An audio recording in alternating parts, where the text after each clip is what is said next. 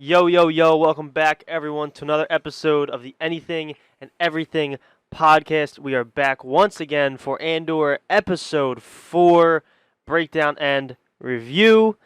And once again, you know the deal. Across the table from me today, we got the man, Big Tim, the dinosaur man.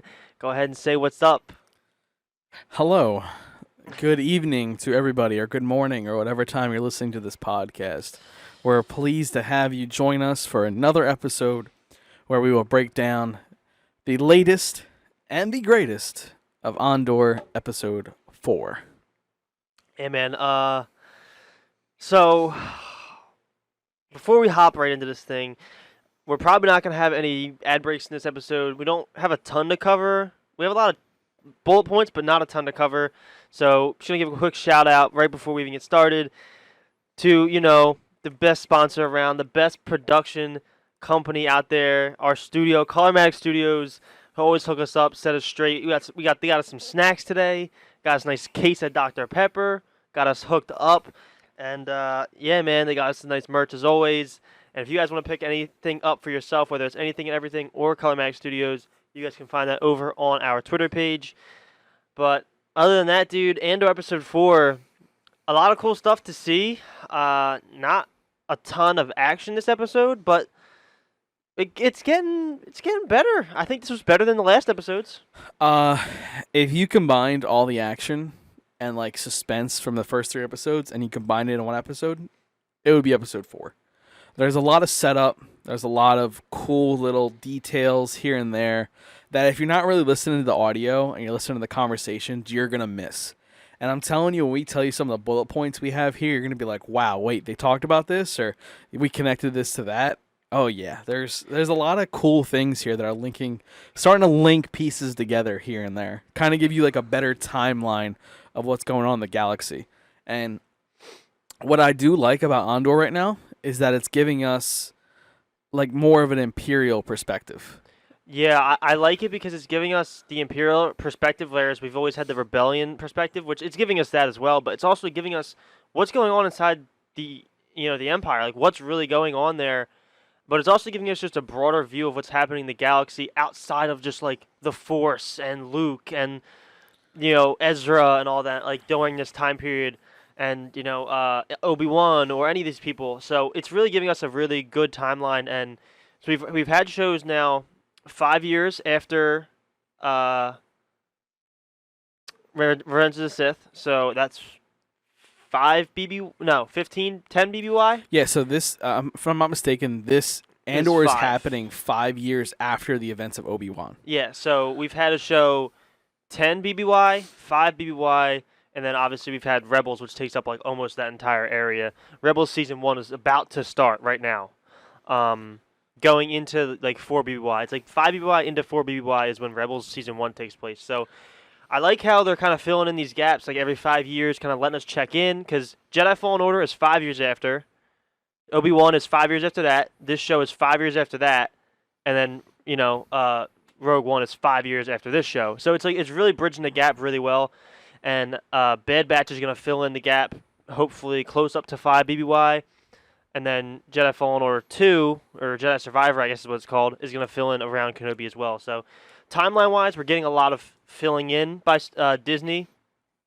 It could be good or bad. We'll see how it goes. But right now, I think Andor is doing a pretty good job. And like you said, they are doing a good job at showing us the Empire's perspective in a different type, a different tonal series. Yeah, you're not seeing Darth Vader on the bridge of his Star Destroyer barking orders and telling his officers what to do. You're getting the everyday life of Imperial officers in the Security Bureau going over a briefing, so we have to hear kind of the ins and outs of the Empire, what's going on, what's plaguing what sector, and so on and so on. Like I said, it's a different piece of the puzzle. Yeah, we're definitely getting a lot of. I like that we're getting different perspectives from different like characters who obviously we've never had, but the only really, I think for me personally, the only really good look into the Empire that we've had was in Rebels with Agent Callus, who was an ISB officer, and he defected. He became a rebel spy for them, and then he eventually defected to the rebels. Spoiler for Rebels if you haven't seen it, but yeah. So that's really the only good look we've had into like Imperial day-to-day kind of life, and this show, hopefully, it has started to with this episode, but hopefully in the following 8 episodes continues to show us the Empire's day-to-day BS. Yeah, so I mean, I think we're starting to like what we're seeing from Andor. This episode, while not really any action, just a lot of detail, a lot of like just a lot of information going out. Like I said, that if you didn't pay attention, you're gonna miss it. And I mean, let's talk about a couple of those things now. There's a scene where Lutheran is back on Coruscant, and he has his second persona going on. He's the collector of Coruscant. Yeah, you see Mon Mothma pulling up with her new driver, which was that was very clearly mentioned that by Lutheran and his assistant. That it is a new driver. Yeah, and then a little bit later when they go into the back, we actually find out that she believes I'm being spied on. Like they're cracking down. Yeah, like they're starting to like corner implying. her. They have like their eyes set on Mon Mothma, that she's a part of the rebellion. She's the mother of the rebellion, which obviously we know is true. We know it's true based off of what future events. And so when they say like, "Oh, I'm being like spied on," whatever, they pan to the driver, which obviously implies he's a spy for the whoever, Empire. the ISB Empire or whatever. The Empire is keeping their eyes on Mon Mothma. So much cool shit in there too. Yeah, like so a couple things that me and Jay noticed here.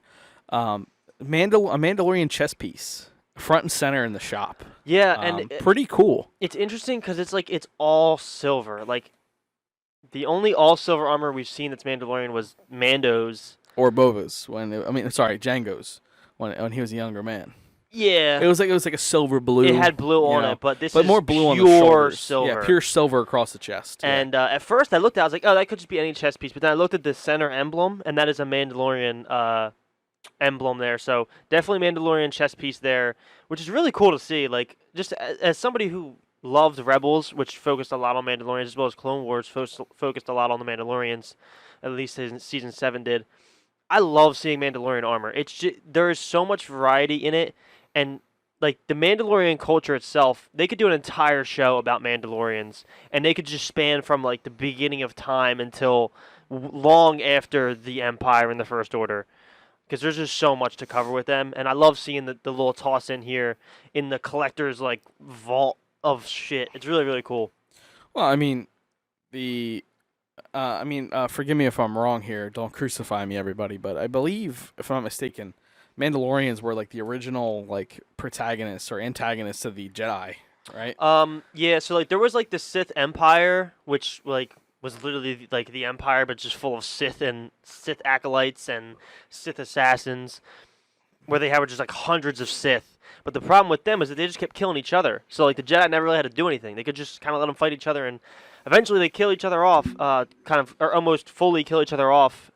And so but yes, the Mandalorians, they have a giant like war with the Jedi, and like the reason that they're such great warriors in the galaxy is because they literally spent hundreds of years fighting the Jedi, and it's really cool to see that tie-in throw in here because they're a warrior culture, so it's really it's interesting to see that.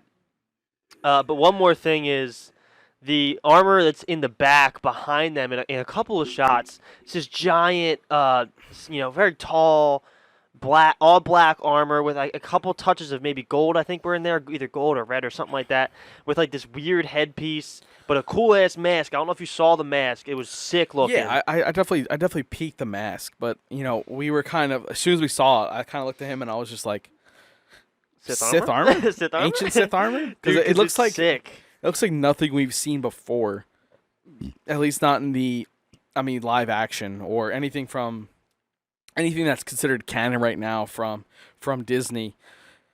So maybe it's maybe we see it's like a ancient Sith armor or something that the collector picked up along the way or something. I don't know. It could be could be something cool. It would be sick if they show us that armor, and then in the Acolyte, which I don't know if it's still confirmed to be happening. I'm pretty sure it is.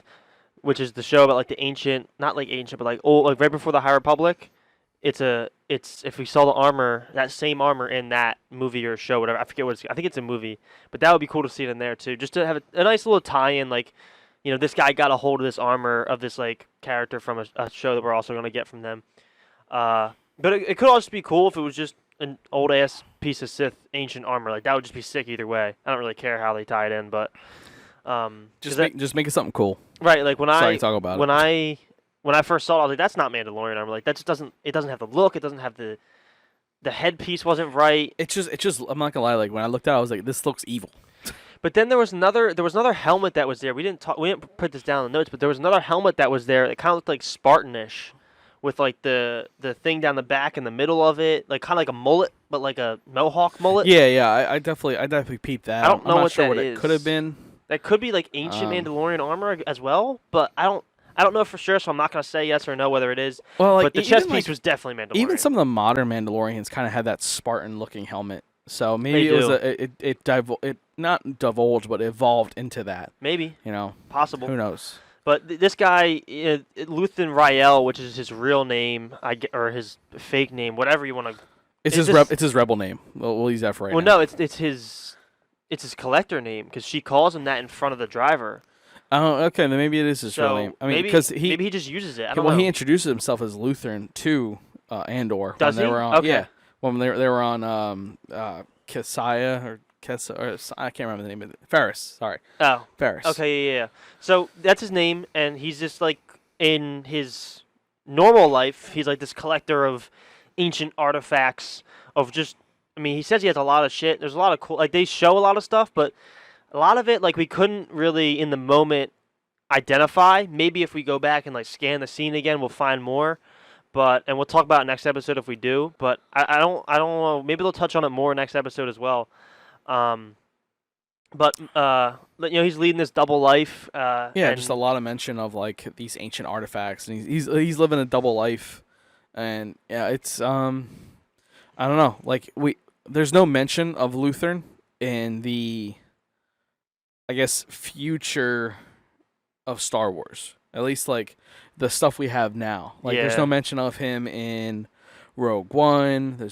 Which is basically essentially just about the the rebellion itself. Yeah. There's no mention of him in any of the sequel trilogy or the Mando, obviously he'd be dead by the sequel trilogy. Yeah. So something happens to him. It has to, because if he was this important character, you would probably hear about him in these next couple episodes. So I mean, he might be an important character, see. but he might be a background player who just ends up dying in the crossfire of something. But yeah, like eventually the Empire's gonna catch him. At least that's kind of right? we're gonna kind of conclude here. But Luthen is leading this double life, and he's kind of this leader, this background leader of this group of misfits. On I don't remember. I can't remember the name. Aldia or something. Altharian. Whatever that planet was. I don't know. But something with an A. Yeah, it's something with like ADHLIA, I think, or something like that. So he's kind of like this background leader of this group of 7 misfits. Basically, they're just kind of thrown together group. That they're like supposed to be on this mission, but it's super secret. Nobody knows about it. Yeah, it's just some diehards for the rebellion. So we get. This group of shepherds, as they disguise themselves as, sitting in the mountains. And as far as Andor's aware, it's just to steal some payroll. That's it. That's all Luthen tells them. Oh, yeah, we're just going to steal some payroll from this garrison. From this garrison. And he's like, all right, meanwhile, it's a fully operational Imperial airfield. Yeah. That only has a regiment of stormtroopers. Yeah, so 7 people are going to take over, 8 if you include Cassian, going to take over this airfield and steal some shit. And then they find out later that they're stealing a little more than just payroll. Yeah, they're raiding the armory. And then taking an entire and taking ship. The payroll. And stealing their freighter. It's kind of crazy. One of the opening shots you see of this planet they're on is TIE fighters coming screaming over the they come the in mountain. The very bottom of the shot, which was in the trailers. We talked about that in our pre-show. But they come into that corner and then they disappear for like 5 seconds, and then you hear "Meow" as they fly by, and you're just like, "Damn, that's sick." And like that's one of the things I want to see more of, like that. Like I just want to see more of that. Like not even just action, just more of that. That TIE fighter noise is just so crisp. I love it. Uh, but these group of misfits, they also they're kind of introduced because a guy is sleeping on against a rock, and the other dude comes up and puts a blaster against his chin, wakes him up, and starts telling him, "Oh, boom, boom, you fell asleep on guard duty. All your men are dead. They slit their throats."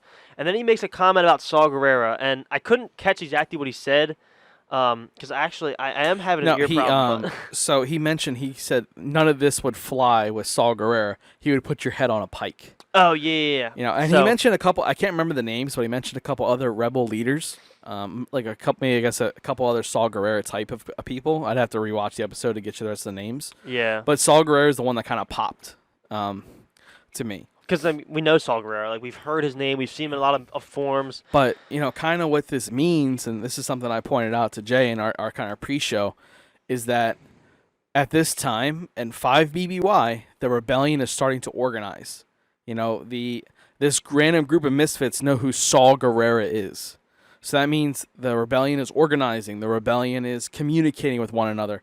They're starting to synchronize attacks and whatnot. And the antagonist, the new antagonist, Deidre Miro. Deidre Miro, she points this out to her supervisors that they're starting to get repeated attacks, same type of attacks. Yeah, same tactics being coordinated. used, everything. And he's So- just kind of like, nah, whatever. So and that's kind of like that's what I was telling him about. I was like, by 5 BBY, the rebellion's starting to organize because these random group know Saul Guerrero. The Empire's starting to notice certain trends and attacks and stuff Yep. like that. So there's some things brewing. I think we're gonna see maybe some more fireworks later in the season. Yeah, so like we see this, we know the rebellion is beginning to organize around this time based on rebels and based on just other forms that we know, and just the way the timeline is set up. It has to be right. But Deidre again knows about this rebellion starting, tells her supervisors, but they're just not on board yet. They said, listen, we only work on factual. You need to bring us the facts, prove it to us in paper, and then we'll believe it. And she just at this moment, it's just a gut feeling, and she's right. Her gut feeling is right. If you guys aren't nerds like us, what we're gonna tell you. So the person we're talking about, Deidre Moro, I can't remember. Damn, I can't remember last name. Miro. She is the blonde Imperial officer. In the briefing room. So just so you guys have a face to a name. Yeah, there you go. So, but yeah, she's the one who brings up to the these people. This is so we found out. I forgot to put this on the notes, but it just popped in my head. She's the officer or the supervisor who's in charge of the sector where Andor stole the little box from. So he stole it from her sector and took it to Merlano 1, where eventually it gets lost by Andor and Luthen in the first or second episode, I think that is. So, third episode. Oh, well, yeah, it gets lost Yes, in the third third episode. That's episode. right. So yeah, she's the Imperial supervisor who is in charge of that sector, and she's trying to get in on this new case of I forget what they said the new case was, but she's trying to get in on it, and they keep pushing her away, saying no, you're just trying to stack your portfolio, and you could tell there's a little bit of conflict between this one officer or supervisor and her. And there's a problem in like this giant meeting they have with like probably 15 or 20 Imperial supervisors, with another officer, and they have a meeting, and you could tell that there's some tension in that meeting, and it really mirrors to me the tension from A New Hope when they are first talking about that disbanding the Senate, and that's what it really mirrors to me is like where they're telling like Vader's kind of beefing with them and Tarkin's kind of beefing with the other members, and it kind of mirrors that to me. And I didn't really think of it when I was watching it, but now that I'm thinking about it, it's same kind of round table, guys standing on the edge of the table talking, whatever. So it mirrors that for me, and you can tell there's a conflict between all these officers, and it could lead to some problems down the line. Not that I think it's not conflict, but it looks like the leader, the major that's running that meeting, he's just kind of tired of the incompetence because he relegates the one officer sector to another person because he was incompetent. Yeah. And then obviously he had some choice words to say for Deidre when she tried to kind of get her toes in the water with Yeah. these other sectors, because she said, well, my part that was stolen from my sector is now in this sector, so technically I should be involved. I have jurisdiction here. Yeah. And then they just kind of shoot her down, say, nah, dog.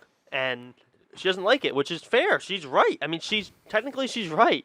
But Yeah, and then obviously her supervisor, after the other gentleman walks out, like kind of hypes her up, says like, I like what you're doing with X, Y, and Z. Keep up the good work. That's why we bring in officers like you. Yeah. And then you can tell she kind of smirks in that moment. She's like, yeah, and you find out, obviously we tell that she's going to take an interest in Andor because he stole the part from her sector. I mean, it's just natural like progression. Yeah. Of story. So now she's obviously gonna want to get. She's already prying as it is, so she's going to be more involved. Yeah, I mean, she's prying with minimal evidence. When she finds out who he is, she's not going to stop. I feel like in the end, just a theory, I think in the end, she's going to realize that she's wrong. Like, she's diehard, like, Empire right now, but I think by the end of the series, she's going to have a great character development, and she's going to realize that she's wrong, and she's going to, like, sacrifice herself to like save somebody in the rebellion. And like it's a gut feeling like she had. It's a gut feeling, and I hope it comes true. Somebody bookmark this, because when he's wrong, I'm gonna laugh in his Oh, face. dude, you're damn right. I'm gonna be copy pasting this clip to whatever. But yeah, so we know the rebellion's starting to organize. She points it out. They say no.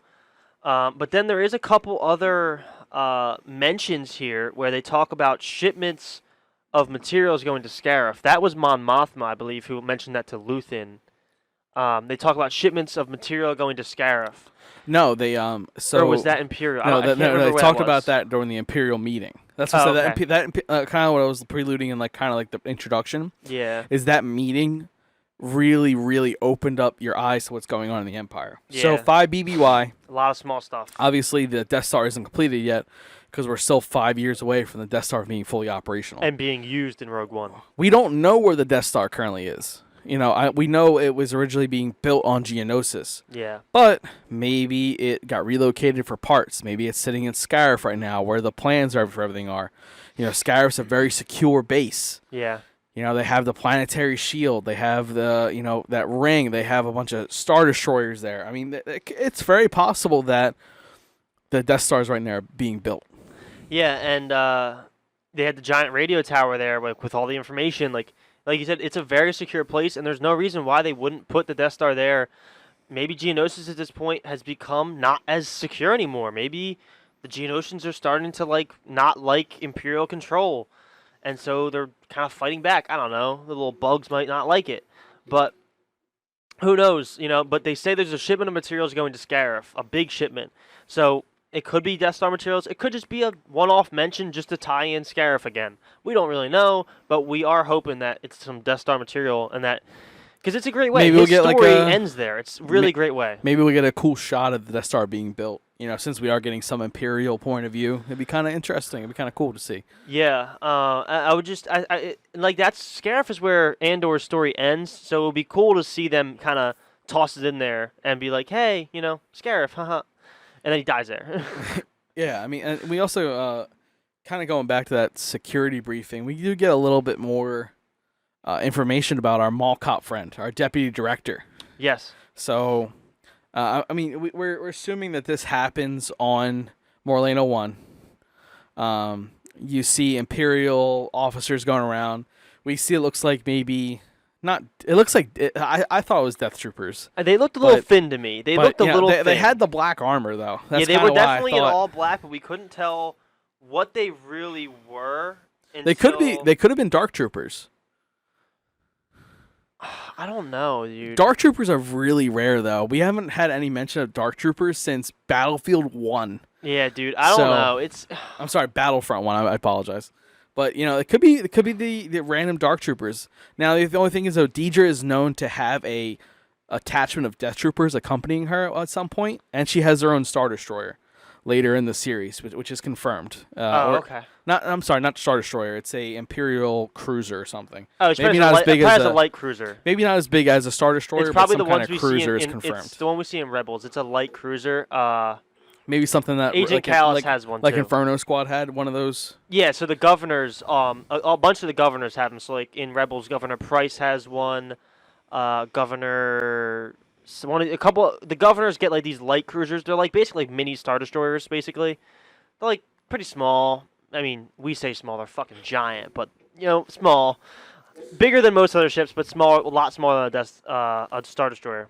Yeah, so I mean, like there's these Dark Troopers accompanying this random officer for the Imperials. He's interrogating the deputy director, the director, and then obviously the Irish officer. Yeah, the officer who we really love, the chubbier fellow. Yeah, he's a nice guy. He's cool. He's debriefing them, and essentially he just says that the Preox Morlana sector is under permanent Imperial control. Mm-hmm. What that means going forward, I don't know.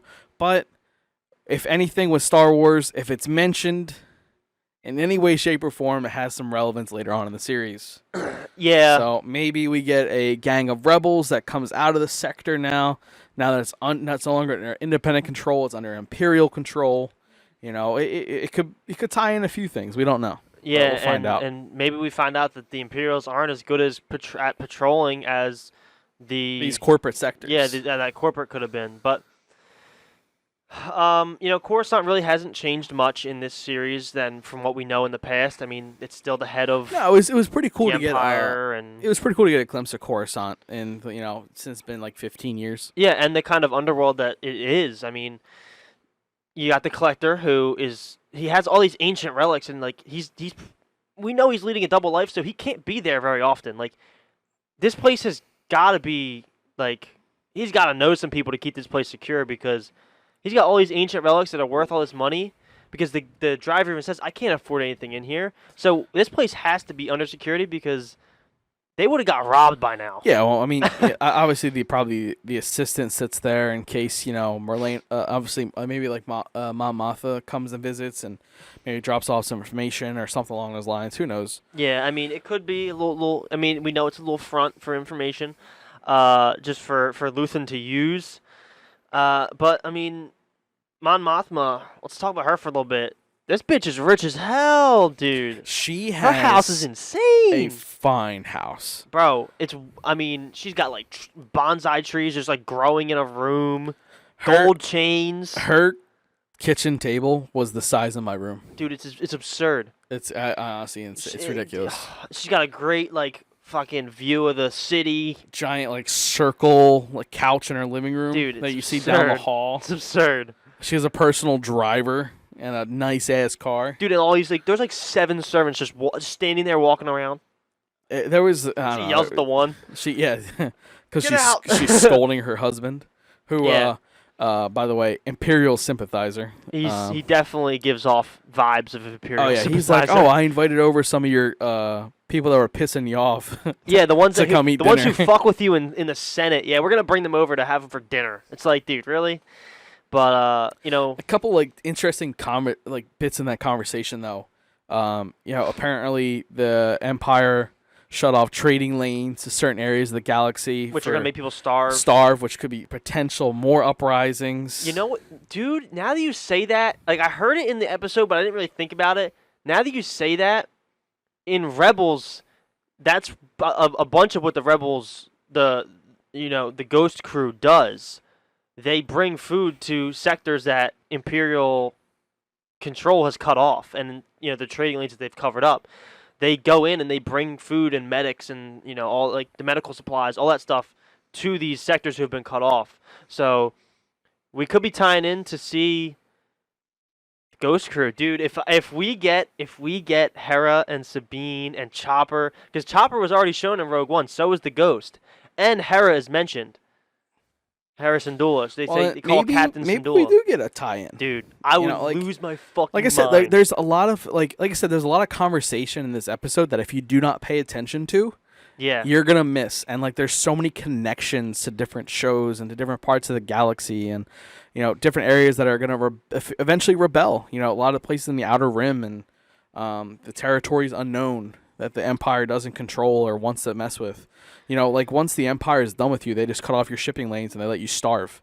Yeah, You know, pretty much. and Once they take your resources, they're just like, all right, we're done with you here. yeah, they mine the planet dry. They take what they need, and they're on their way. You know, it takes a lot of materials to build Star Destroyers And and Death they're the Stars. stars. 2 of them. Which, you know, again, you know, just because it's Andor, I'm watching Rogue One again, and when you get the view of the Death Star, and there's a Star Destroyer floating in front of it, looks like a fly on the side of a BMW. Dude, and Star Destroyers are a mile fucking long. And the Death Star just makes it look like a fruit fly on your windshield. It's like, dude. As I'm staring at my 4-foot long Lego Star Destroyer. Like, I don't think like people really understand like the actual scale in the Star Wars universe. Like, if you've ever watched like the videos on like YouTube of like, you know, Star Wars ships to scale, and like they compare them to like New York, like, dude, Star Destroyers are like 3 times the size of like Manhattan Island, like the Manhattan like strip. Yeah, it's fucking ridiculous. ridiculous. Like, the Death Star is so absurd, like ridiculously large. That's why I feel like we definitely need to see it in this. Just give me even if it's like just a pan across, like, oh, dude. Yeah, like just you I'll know, lose my maybe shit. like a quick view of just the Star Destroyer over Scarif. 'Cause I feel like that's what this series is for, though. Like, it's to tie in to this story and attach it to the larger story of Andor, which is like, he dies because of the Death Star. Like, he dies basically at the hands of the Death Star, so there's no reason to not see the Death Star in his series. He almost dies of the Death Star twice. Yeah, really. Like, dude, just give me more, man. Give me more Death Star. I mean, the Death Star literally only gets like probably 15 minutes of screen time Like, throughout from its the entire outside. life. Yeah. Yeah. And the majority of it is the trench run. Yes. Like, Yes. if you take away the trench run, it has like maybe a minute. Like when you mention Star Wars, okay, there's 3 things that pop in your head, okay? Lightsabers, Darth Vader, and the Death Star, okay? Yeah. So, much. and the fact that we only get 15 minutes of the Death Star across its entire lifespan is fucking atrocious. And you know what's even crazier is that like Vader himself doesn't even get that much screen time. Like, he gets a lot, but like not as much as some other characters. Like, this might be crazy, might be off base, but I think Han and Leia might get more screen time than Vader across the 3 original trilogy movies. Leia, without a doubt. Han Solo, I mean... Leia, you think so? Oh, yeah. Dude, Han was huge in Episode 4. Like, they showed a lot of Han. True. I mean, you know, practically the first 45 minutes of the movie is Han walking around as a stormtrooper and then in the Death Star. And then in Episode 5, like, the majority of that movie is about, like, him going into Carbonite. Carbonite, yeah. And then Episode 6 begins with rescuing his ass. So, it's just...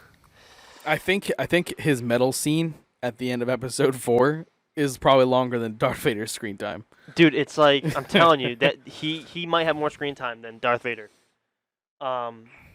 It's just, dude, give me more. Give me more of everything. Give me more Death Star. Give me more Death Troopers. Like, right now we're watching the part in Rogue One where the Death Star just shoots a city and everything is going absolutely nuclear right now on this planet. Like the planet is literally cratering, but not just like a small crater, like the entire fucking planet. You can see it from space significantly. Like they're all watching this on Death Star going, huh, that's pretty cool. Ooh, that's a big wave. It's like, yeah. Meanwhile, on the ground, you're seeing this absolute destruction. And you know, it's just like I said, if this is about, you know, the whole problem with the rebellion, well, not the problem, like the reason why the rebellion started was because the Death Star blew up Alderaan. Like, that really sparked the rebellion because now they have this planet-killing weapon. That gave them a drive. Like, they were already started, but they didn't really have any reason to act yet. And then they blew up Alderaan. Yeah, and you're like, the Empire's like, hey, listen, we're just gonna kill you now. And they blow up like a majority of the Senate who's there on Alderaan. Yeah, they blew up Alderaan. They disbanded the Senate. But yeah, like I said, the Death Star is such a driving point for the rebellion. Obviously, outside of the Empire being a piece of shit. Yeah. But we just don't see enough of it, and I think Andor is the perfect opportunity. You know, showcase this premier thing in Star Wars. Show us more of just them building it, just like mundane, stupid shit, bro. I just had like Go a on. little brain blast. So remember in one of the first 3 episodes, you see them like taking apart like the ships. Could that be like them dismantling other ships for parts for the Death Star? It could be. I mean, they had the same kind of like body, like face style, like for They were the all outer gray, like gray. There's random trenches and I feel like it definitely could have been them dismantling like old like Republic old Republican ships and just like sending them Republican off cruisers. to Scarif or wherever to get built into the Death Star. But final topic, I know you wanted to talk about this. Paul Blart's mother just smacking his ass across the face. Well, that between my honorable mentions here, Paul Blart's mother and the goats. Oh yeah, the goats. Black Forgot about the goats. I love the little goats. Oh, also, dude, the AK-47 finally gets its appearance. Oh yeah, so we have Paul Blart's mom smack the shit out of him. We have little black goats that are adorable. Yeah. And we have the appearance of the AK-47. That everyone had an uproar about when the trailer came out. Which, honestly, until they shoot it at this garrison, I want to know if it's a laser gun bullets or or is it a blaster? I don't know if it's a blaster. Like, come on, man. I hope it's a blast. That'd be a cool ass like tie-in. Dude, I would just love it, dude. Like, I would love it. But yeah, like other than that, dude, like this episode got a lot more interesting. Like we were still like when it ended, we were like, oh man, we wanted more. Like, yeah, this was the first episode of Andor that I was like, interesting. I need another episode. Till the end. Like I want another episode. Yeah, like, now right I'm like, okay, give me more. Like, yeah, I want to see another episode. Like right meow. Yeah, like the last 3 episodes. If I ever rewatch Andor, which now there might be promise to. But after I'm not rewatching the first 3 episodes. I'm starting with episode 4, because this was the first episode where there's a lot of details that you can miss. You can go back and rewatch it just to find them. I actually sat up in my chair for a second there. 'Cause I was like, okay, like this is getting a little interesting. Yeah, like there was some stuff that was like, okay, they're throwing some cool references. They're showing some cool stuff. I mean, definitely, you know. And here's the important part. I don't think it was fan service either. No, it wasn't fan service at all. I think it was completely just like serving the story. Its purpose is the story and driving the story only. Yeah, it definitely was for the plot. Like there was, like they didn't have to mention Scarif, but it was necessary for the plot. I do think though that Andor is proving what I thought it was. I don't think it's a show about Andor. I think it's a show about the rebellion. It's a show about the rebellion and the political. I think it's a show about the political side of the rebellion. Which is why I think you're going to see more Death Star. I think you're going to see more. I think it's why they're mentioning these other random planets or these other uprisings in other areas and other, conflicts, obviously, that Deidre pointed out.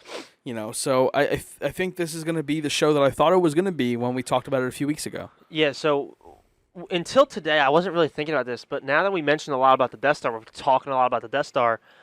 I mean, the Death Star was a driving force as to why the Imperial Senate was disbanded. Like, they didn't need it anymore. They had their ability to take over and not and enforce what they had to without using the Senate.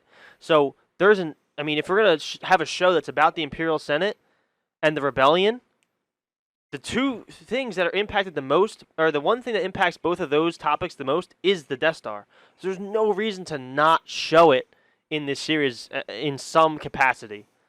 And so. Just to clarify, because I want you guys to be aware of this, from episode 3 to Rogue One, there's only one mention of the Death Star, and that is when Dooku. Well, I guess not really episode 2. When the Geonosian King hands Dooku the plans of the Death Star. Yeah.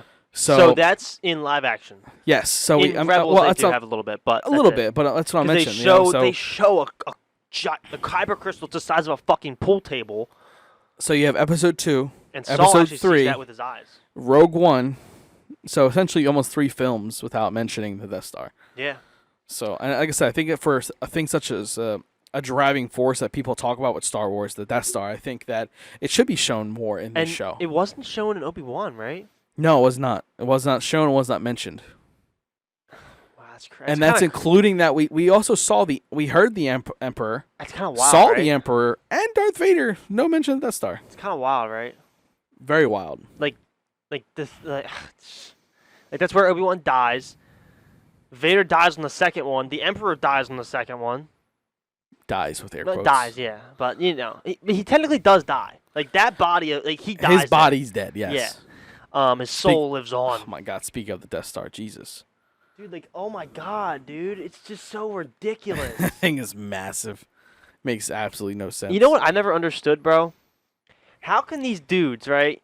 You know, you probably know the scene. When you first see the green blast, like, powering up, the dudes who are just sitting, like, in the fucking office that's just next to the green beam as it goes by them, how are they not fried to death? They're like 2 feet from this fucking beam. It's because they have the coolest helmets I've ever seen. Yeah, I mean, maybe, but like... I mean, dude, the guy... I mean, listen, there's two of them. There's two versions of it, and I always wanted the second one. The first version is just the long one that has the open face that you can see. Then the cool one is the long one that's the full helmet. Yeah. That is badass. And whenever I get a house on my own, I'm buying one. And it's going to be right on the wall. Dude, it's just like... Either that or they're going to add it to the Lego helmets collection. Yo, I'm buying that ASAP. I have every helmet that they've released, so and I I would gladly add it to my collection. The only reason I'm like hesitant to buy some of the other helmets is because I've built them with you, and they're a pain in the balls to build. Oh, they're 100%. Like the all black one. Is that which one is that? That was the Death Trooper. Dude, that's a pain in the ass. I don't ever want to build that thing again. Every piece is black. There's like 2 sprinkles of red, and that's it. Yeah, and that's the eyes. It's like so cool. So you have black, you have glossy black, you have flat black, black with a logo. It's like, dude, what the fuck? Such a cool piece, though. And then the Mando one's all gray. The Mando one actually wasn't terrible. I think the hardest one. And then Vader's all black. The hardest one by far was Luke Skywalker. Those yellow 2 pieces Dude, were you brutal. struggle with those. I actually didn't struggle that hard with those. That's because I warned you about them. The Death Trooper one, that to me is because you have to build the Death Trooper. That's why I don't think it's the difficult one. Yeah, I watched you build it. Dude, you were done the Mando helmet, and I'm sitting there like fucking. I don't know where the pieces are at, dude. They're not going together. That was before I built the Star Destroyer, though. Yeah. I built that Star Destroyer in 3 days. That's really impressive for doing it alone. That was brutal. My eyes hurt after a while. Yeah, because you're staring at a fucking gray blob. It took up my entire dining room table. Oh, dining room table. Yeah, Yeah, I built in the dining room. Yeah, dude. But like I said, these episodes are getting more interesting, and we wrote on this. How can we get through 8 more episodes of this? But honestly, now that we've talked about it, I can. I'll be honest with you. I kind of put that down as a meme. Yeah. I was like, but here's the thing. I don't know what it needs. That's my problem. Here's the thing. All right, if all the episodes are going to be like this, I now need the episodes to be longer. I need hour-long episodes. Hour. Like, what was this episode? 40-something minutes? It was like half an hour, like 40 minutes. There's no way, dude. It felt so long. It did, but it didn't. I'm like, how is this episode not over yet? I'm like, I feel like I've been watching this shit forever. It ended so abruptly. It was just like, we're done. Yeah, it was like, yeah, we're gonna go on this mission. You need to learn this in a day. Boom, end the episode. I'm like, what the fuck? Well, what I didn't like is that the description of the episode is that, we go on this Andor mission. assaults this garrison. You're like, okay, cool. We're like, cool, I'm gonna watch We're this. waiting for this to happen. All of a sudden, it's just like, episode's over. I'm like, fuck. Are you kidding me? We're just gonna give you the plan for it. It's like, are you kidding me right now? He has to learn this fucking native language in 3 days. He has to learn the language. No, by the next morning. He has to learn the language, the base layout, and how to fly a freighter. So he has to learn the language in 1 night. Meanwhile, these dudes are going to bed, and he has to learn this language overnight so they can be ready for it in the morning. Master this in the morning, please. And then the next day, they got to do training, and then he needs to learn the airfield, the sky that he has to, the trajectory he has to leave at, with the exact time he has to leave, the layout of the garrison, the layout of the ship, the controls of the ship. I mean, where the payroll's at, like while we're talking about this planning stage, their model for this airbase was so cool. Honestly, I was like, okay. I was like, they had you can tell they've been there for a long time. Yeah, like they had the outside. They picked up the lid. It showed the interior of it, and I was just like, oh, okay, this is pretty cool. It was like, all right, yeah, these are nice little model makers, and I guarantee the model makers for the show were like, what the fuck? I gotta build. Why do I have to design this? Are you kidding me? I mean, how long do you think it took them to build that for the 3 seconds of screen time they had? Dude, like, I always say this. I'm like, oh, it couldn't take that long. But have you ever seen these dudes? Like, have you watched the full documentary on ILM? No, I have not. Dude, if you watch that, you have so much more appreciation for the filmmakers behind Star Wars. Like, the first, 3 episodes of that are just all based on Star Wars. Like, it's fucking awesome. The prop directors are crazy. Like, you'll see, and the costume designers. I have this book You've seen the book. Oh, dude, I It love goes the like book. behind the scenes of Love Star the Wars, book. and like you can see like all the props that George Lucas used, and I'm like, wait, that was the star they put on on screen. And You I'm know like, what's oh wild shit. is like, dude, they just shot the trench run, like in broad fucking daylight. Like there was no sound stage, there was no lights. Like they literally just rolled it onto the parking lot, took a camera and rolled it by at 25 miles an hour, and That's then awesome. sped the footage up by like 2 times. That's great. I love that. Like, bro, that's all they did. They literally just they put it in the back of a pickup truck, the camera rig with a stabilizer, and then just rolled by the trench run at like 25 miles an hour. Like that's how they got the trench run in broad daylight. That's why like it's so insane to think that it doesn't look like that when you're watching the movie, but that's how they shot it. It's like how did that become that? It's so cool. But yeah, man. I mean, episode 4, I enjoyed it, and it's giving me more hope for the next 8 episodes than episode 3 gave me for the next 9. Yeah, like I think me and you were talking about a pre-show about the social media reaction to Andor, Yeah. and we kind of debated on it. We were like, is the commentary we're seeing, is it based off of the first 3 episodes, or is it based off the whole season? And the critics were saying this is the best Star Wars show we've had in a while. Yeah. Yada yada yada. It's like it's really good. Now, if they're basing off the first 3 episodes, they need to wake up. Yeah, I completely But disagree. if they include episode 4, and if we get more of episode 4 in these upcoming episodes, I might have to agree with them. This might be one of the better Star Wars series we've seen in a while. Yeah, I mean, so when I've mentioned this in the Andor pre-show podcast, I mentioned this in our Tales of the Jedi Mandalorian Andor show, which was our last episode. If you haven't seen it, go ahead and take a listen. It's on our profile. But they did this rollout where the guy said, it doesn't give any fan service. It's just it's a really grounded espionage story. They rolled out the first 4 episodes, and they said the first three episodes serve as their own arc, and then the 4th episode starts the new arc. So, episode 4 did start new arcs. I agree with them. That description of what they gave was spot on. We've talked about every point here today. They didn't give fan service just for the fact of giving fan service. It would serve the plot, which we talked about. They said that in the interview. I agree. Episode 3 serves as its own arc. It did. It was slow, but it did. And episode 4 starts its new arc. It did. That what I looked at was spot on to what we have got so far. And I am honestly, we came into this with pretty medium expectations. The first 3 episodes were lowered my expectation by like tenfold. This has shot them back up to around like the mid-level, and if the next episode is as good as this one, my expectation is going to go up even higher. Yeah, I think next episode we're gonna see probably the. I don't think we're gonna see the attack on the base next episode. I think we're gonna see more preparation, more training. Yeah. I think we'll get some more developments of Mon Mothma and what's going on in the Senate. Maybe some more about Luthern's double life. I mean, because obviously they don't show us any trailers to the next episode. No. we can just obviously speculate. They drop like the day before, like on Tuesday. I think they drop on like Instagram, Twitter, all that. They drop like a 10 or 15 second like little like snippet, and that's it. Yeah, like I said, I mean, I'd be surprised.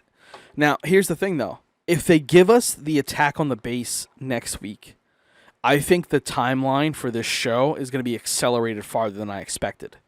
Now it like all depends. Like, are we expecting? I don't know. Like, what I'm trying to get at here is, if we get the Garrison attack next week, I think that we're going to see a more broader range of the rebellion. I think we'll see a more broader range of timeline. I think maybe even stretching a couple years over this 12-episode season. I don't know if it'll be that long because like. Well, I'm pretty sure they've already confirmed. Not already confirmed, but whispers of season 2 are confirmed.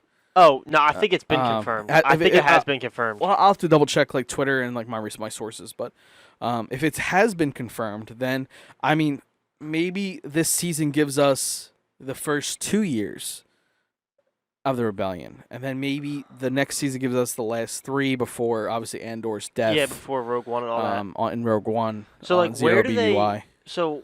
Where do they end off? Like, if there is a season 2, if there's not. Like, where do they end off Andor's story before we see him in Rogue One?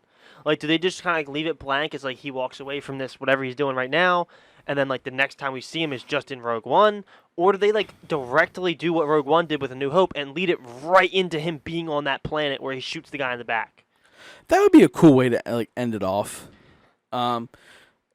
It's I don't know. It's interesting. Because like if they do like what they did in Rebels with Obi-Wan, where like they end the last time you see him in Rebels is right after, spoiler alert, if you haven't seen Rebels Twin Suns episode, go watch it, come back, or if you're not worried about spoilers, here it is. It's been out for like 5 years. You should have already seen it. He kills Maul, and then you see like at the end of the episode, you hear Beru calling for Luke, dinner, and then he tells Luke to come over. It's in A New Hope, but you see it from Obi-Wan's perspective, and they kind of end his story there, and they let it move on.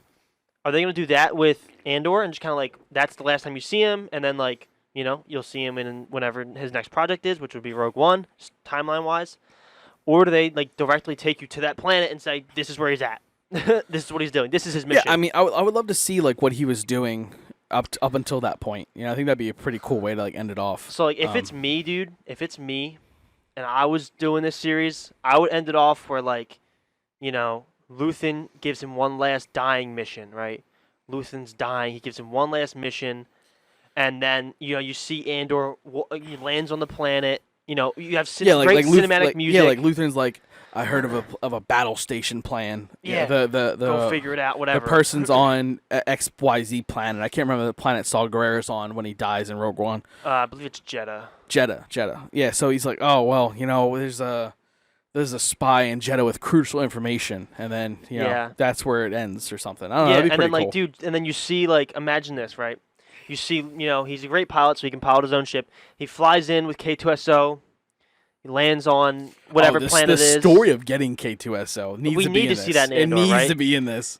It has to be. But you see him land on like great cinematic music playing, some real good John Williams Star Wars music, right? You see him come in, he lands, you see him walk off the ship from like a distance, and then the last shot is like the camera is just like steady, like still, and you see him walk up, and it just like kind of closes as he walks into the camera, basically.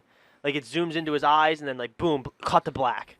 Like you see that like determined look, and it cuts to black, and then like the next time you see him timeline wise is the beginning of Rogue One. I feel like that would just be a great way to end it. They end it with like, I don't know, maybe there's like an explosion or something, and then it like zooms into the explosion and then fades out, and it's him on Scarif. That'd be crazy. That'd be a cool way to end it. Leave it like up to the open. Like, where does he go after this? No. Like what I'm saying is like maybe there's like there's some kind of explosion before he meets the guy on Jeddah. Mm-hmm. So it pans into the explosion, right, for a second. Yeah. And then it zooms out of the explosion. It's him on the beach with Jin on Scarif.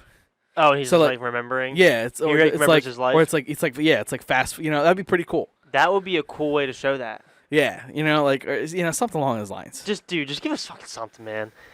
Oh man! All right, dude. I think we covered everything. Hey, Disney, you're welcome for the $1 billion idea. Yeah, we're just we're just two guys who. Yeah, you've got my phone number. You let me know. You can give me a call anytime. Find us on Twitter. Yeah, seriously. At the Daily Dose. We tweet at JBones. We tweet every single time there's a new episode, so go ahead and check it out.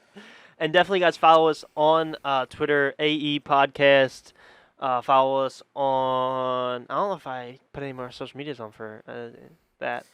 Boo. I think just Twitter. You need a Facebook, so I can actually like share your posts. Yeah, I need to make an AE. Because we're literally we're gonna be making episodes of this for the next like year and a half at least. Dude, so, like, I literally just like post them on my like personal page, like. Yeah, and I share which them. is good because I have like a following there, but like it's not good because it's like it's my personal page. Like I don't really need all my listeners to check my personal page. You want to keep business and pleasure, separate. Yeah, obviously. Not that I really give a fuck, but I'm a fucking savage. But either way, guys, if you did enjoy this episode, we went a little longer than I was expecting to go. I didn't think we were going to get an hour out of this. I didn't think we were going to get an hour out of this episode either, but, it's after we sat down and kind of went through the notes, I was like, okay, there's actually a lot to talk about. We do have a lot to talk about. And then we kind of, a couple tangents, but that's the podcast format around here. This is what we do. We are passionate for this fucking content, okay? So this is what you're going to get. Deal with it. I hope you enjoyed this, man. I mean, we have, every time we come out here, we have a great time filming it. and it's always so I enjoyable. think next week we'll do better snacks. Maybe I'll provide like a wing platter or something. Dude, maybe Yeah, like we did last week. Oh, dude, those wings were so good. Dude, oh man. But listen, Applebee's double crunch bone-in wings, dude. Bro, And a fire. couple baskets of fries, dude. Turn me up. If the fries weren't ice cold, they probably would have been better. Yeah, no, they're I don't definitely- understand. Applebee's is 5 minutes from my house. How the fuck were they cold? Bro, Seriously? because shit probably sat there for 10 minutes. Fucking I DoorDash. DoorDashed today a muffin from Dunkin' and a coffee. Just a muffin? Just a muffin and a coffee. How much did that cost you? $16. Dude, what the? I didn't want to leave Dude, the house. you should have seen. So, if y'all don't know, But here's what I'm trying to get at. The muffin Was still was warm? hot. hot. A hot Dude, muffin. you want to hear some crazy shit? Right? Dude orders one tender, right, from my job. One singular extra crispy tender. For by the way, for those of you guys don't know, Jason works at KFC as an assistant GM, and I'm the GM of an Arby's. So right, so he orders one extra crispy tender for DoorDash. Bro, this shit cost him like $7 or $11, something ridiculous. Bro, I was not paying $11 for one fucking tender. You're insane. when I DoorDash, it's either one, I don't have a ride, I don't have my truck, okay? I'm doing something and I don't want to leave the house. That's the only time I DoorDash. Or 3, I'm unable to physically drive. Yeah. The only time I DoorDash is if I'm doing something and I don't want to leave. Yeah, like today I was fragging in Apex. I was absolutely going ham. So I was like, I'm not leaving the house and getting out of the mojo for coffee and a muffin. Yeah, like last week, dude, when we DoorDashed. Well, I actually went on Applebee's app and they sent a DoorDasher. But when we DoorDashed the wings, like we were watching the first 3 episodes. Like we couldn't leave the house. Like we had to watch the episodes. There's no way There we was leave the business house. to do that. We were here till fucking 1 o'clock in the morning. We were doing work. Yeah, it was like a 4-hour session between probably watching the midnight. episodes, doing the pre-show, and then obviously shooting the show. But Yeah, man. But if you guys did enjoy this episode, go ahead and follow us over on Twitter. And I'll be making more social media soon so we can give you out some more platforms to go follow. yeah, he'll have them in the comments below once he makes them. Yeah, go ahead. And if you guys have anything that you want to talk about, there's a poll and a question down below on the episode. Go ahead and see what they are. Maybe give your 2 cents. You can also leave a voice message on Spotify and on Anchor. And you can tell us what you want to see, and we can actually put that voice message into our next episode. So if you guys are still hanging around an hour in, thank you for all your support. And there is other ways to support us. Soon, we will have, I think by the end of Andor, or sometime soon, we're going to have a blooper episode, which is coming exclusively to our subscription. It's a like $2 monthly subscription where we're going to be dropping every month. I'm going to be giving you guys like a blooper reel from the episodes, kind of like the in-between, the ad breaks, and just any kind of messing around that we do, just so you guys can have a little more to enjoy from us and kind of hear and kind of get to know us a little better. Because obviously in an hour, like we can talk about a lot, but we're talking about content. We're not letting you guys into our own lives here. And you'll hear a lot of funny shit on our blooper reel. It's actually quite hilarious.